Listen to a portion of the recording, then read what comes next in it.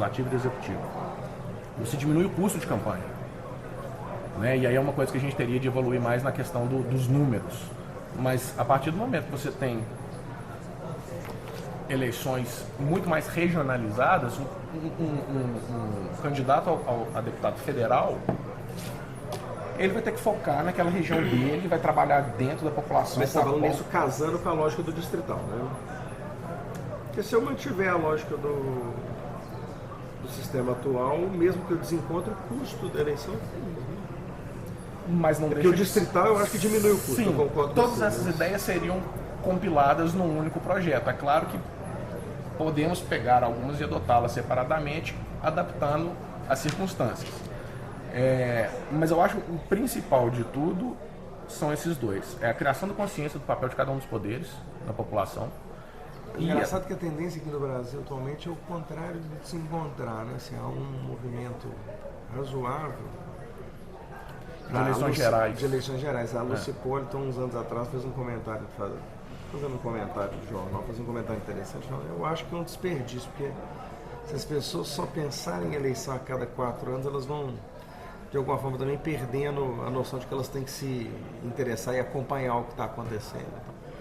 Mas há um movimento grande hoje para tentar forçar a eleição geral, para trazer município para mesmo calendário do Estado. Eu acho que seria um regresso. Eu não acho que seria um progresso. Isso com mais cuidado. Eu entendi sua ponderação.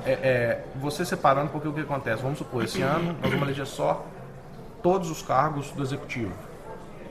Então nós vamos eleger o Zema, e o Amoedo, e nós não temos candidato para prefeito porque esse ano não tem eleições, né? Mas vamos supor, vamos eleger os 3.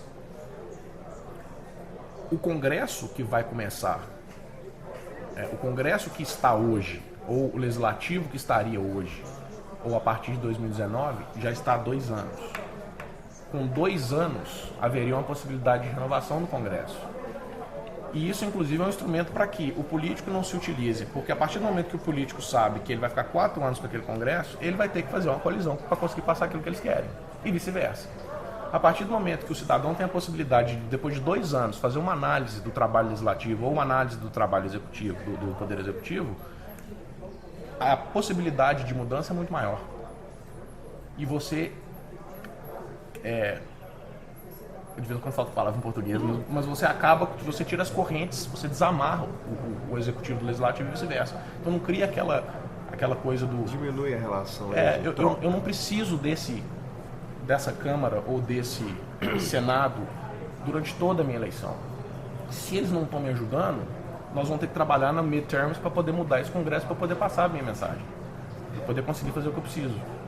Então eu acho que isso é um fator muito importante para quebrar esse presidencialismo de coalizão que hoje existe e que faz com que o chefe do executivo muitas vezes se torne refém do legislativo. Então há a possibilidade de quebra desse paradigma. Então vamos fazer eleições a cada 2 anos separadamente por tudo isso e principalmente para acabar com esses arranjos políticos que são feitos por conveniência e que fazem com que essas pessoas durante 4 anos trabalhem ao bel prazer deles e não da população, né? E uma regra final que já é aplicada dentro do próprio partido, e isso eu passei também em 2013, é o que a gente chamou de sit-out rule. Eu e meu professor, a gente pegou a ideia, conversando sobre futebol americano. No futebol americano universitário, existe uma regra que se você troca de universidade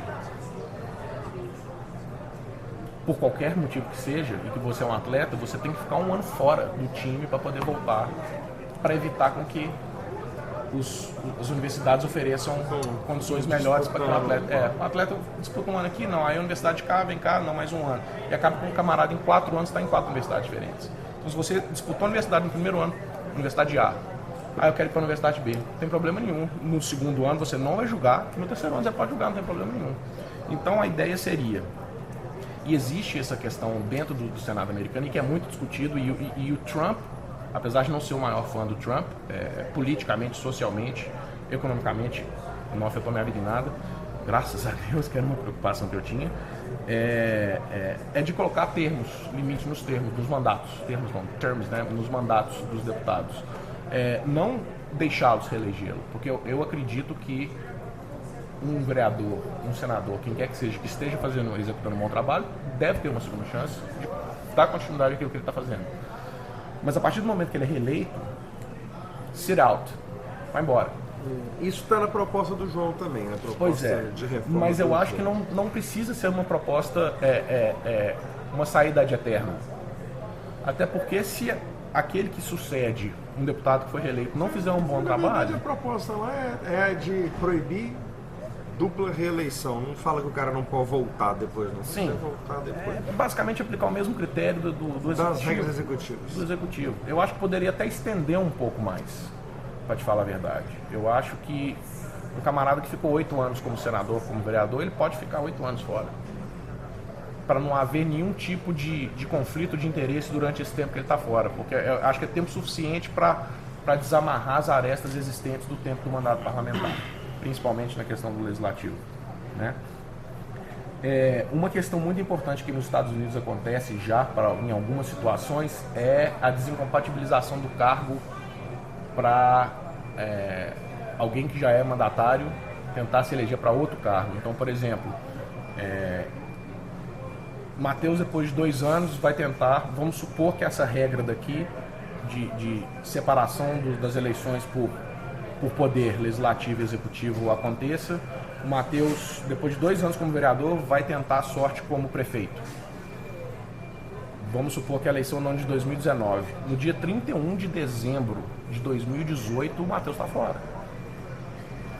Para quê? Para que você não tenha esse conflito de interesse e a utilização inapropriada de verba pública em campanha eleitoral, que a gente está cansado de saber que verba de gabinete de muitos vereadores e muitos senadores, enfim, é utilizada em campanha pública para cargo eletivo. Então você desincompatibiliza no último dia do ano anterior ao pleito. Você vai ter o ano inteiro para trabalhar na sua reeleição, na sua base, não tem problema nenhum. Está fora. Outro exemplo, Jeff Sessions, o Attorney General dos Estados Unidos, senador pelo estado do Alabama, foi chamado para virar o procurador-geral, né, dos Estados Unidos, digamos. Perdeu o cargo. Ele não volta para senador. Se o Trump mandar ele embora amanhã, ele está sem emprego. Claro que ele vai arrumar um emprego num grande escritório de advocacia nos Estados Unidos, mas ele não volta. O cargo dele está vacante. Há vacância no cargo. Aí, se a gente vai chamar o próximo da lista da suplência, do partido ou da lista... Depende da regra. Depende da regra.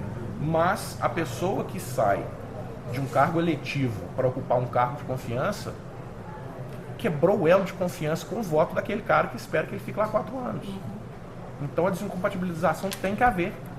E isso faz com que essas regras de sit out, que a gente chama, né, que é a quarentena, digamos, e essas desincompatibilizações criam um maior senso de accountability do político, que talvez se sinta mais obrigado e não se sinta tão confortável em aceitar um cargo de confiança, sabendo que qualquer crise institucional ele pode ser mandado embora a qualquer momento e vai ficar sem aquele cargo.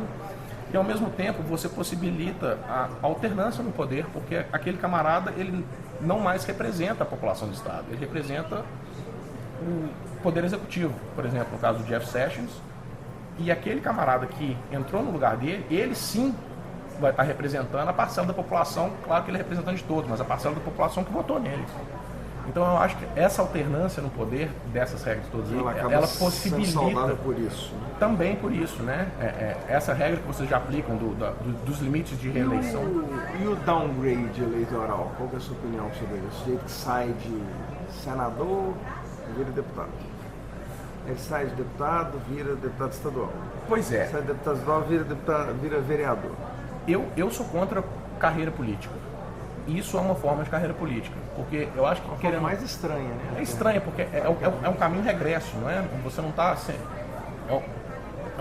é no mínimo estranho para mim que uma pessoa que é senador da República, depois que a gente sabe muito bem, queira depois se candidatar a deputado, e a gente sabe pelos quais motivos ele está se candidatando. Mas não, ele não vai ser o Aécio não vai ser o primeiro, não, né? Pessoal, não, claro que fez não. Isso antes. Claro. Tem vários exemplos. Eu estou citando o mais recente, do pleito daqui um mês. Eu sou contra isso, e eu acho que esse instrumento da quarentena, ela meio que acaba com isso. Porque um camarada que ficou 8 anos como senador vai ter que esperar 8 anos para tentar se eleger de novo, seja como vereador, seja